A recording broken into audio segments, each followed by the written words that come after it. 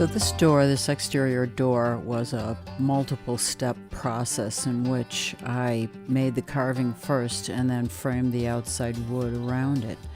The problem with this outside wood is it's just too contrasty, so I needed to tone it down.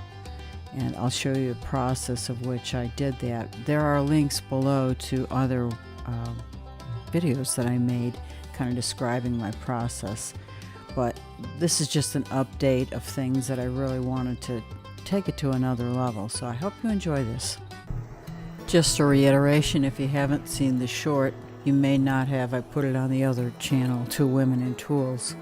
I'll leave a link to Two Women in Tools below too, so you can see all the projects we've done. So I did this burning, and I didn't do a deep burn like some people get it to charcoal, but that's if you're burying it and it's touching earth, which needs to be very protected.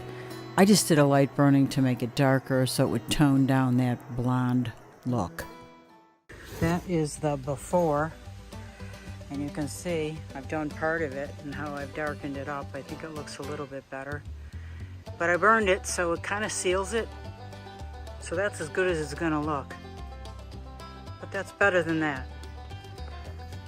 Better than that. So I decided to stain this back side of this door and the front, and I'm going to use this golden pecan. It's full, so we'll see what it looks like. I think that's looking pretty good. I'm dripping a bit. I'll have to clean that up later. That's the way it is. That's it.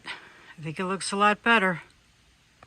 It definitely needed to be toned down, and I'm very happy with this.